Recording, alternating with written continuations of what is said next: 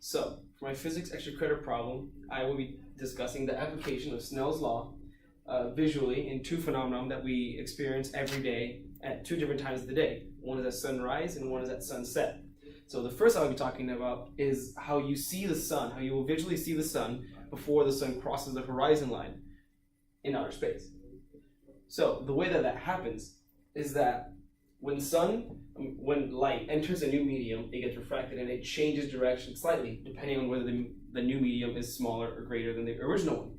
And in class, when we talked about that, the light would bend towards the medium if it enters a smaller index of refraction. And now when we talk about the application of that to the world, the world has multiple layers of atmosphere which would bend light. And as those atmospheric layers are farther and farther from the world, they have a smaller and smaller index of refraction. So when the world has rotated to the point where we'll be facing the sunlight and its rays, so when it's at dusk just before dawn, we will start to see the sun rays begin to hit the world, even though we're not rotated there, because when the sunlight rays leave the sun and they experience a new medium, they will bend towards the medium. They will bend towards the Earth, essentially.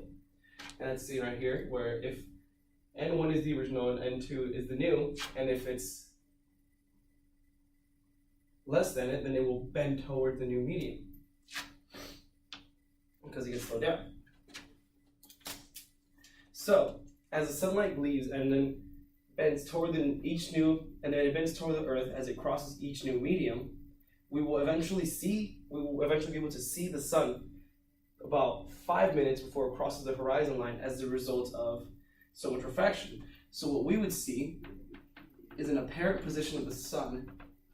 This is not drawn to scale whatsoever. Roughly right here, which is in real life, in actual distances, this is roughly about 5 to 10 minutes.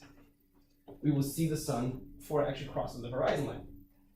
Now, on the topic of our second application of Snell's law that we will discuss, I will discuss the twinkling of the stars at night and how that occurs. Now that is again because of Snell's law and because of the atmosphere, because of the multiple layers of atmosphere which the Earth has. So when you have a light, which is green, when you have a light source billions of miles and light years away, and the light travels to the Earth, it will once again bend towards the new medium every time as it crosses a new path, and crosses a new path, and crosses a new path, and it goes all the way in, and it hits the Earth. But what I found today is that the Earth's atmospheres are not constant. So the index of refraction that they will have is not constant. So therefore, the light will be changing ever so slightly light will change its position ever so slightly to its constant. It will be constantly changing its position because the Earth's atmosphere is not constant because it's made out of gases, and that's constantly changing. It's a lot easier to use the word constant. So we will also not only experience a different position where we will see the star. So when you're looking out stargazing, you will see the star not where it exactly is, and you also see it flickering because as the light rays enter through each atmosphere, they are changing in direction as they're going through that new index of refraction because the atmospheric layers that surround Earth are not constant. That was bad.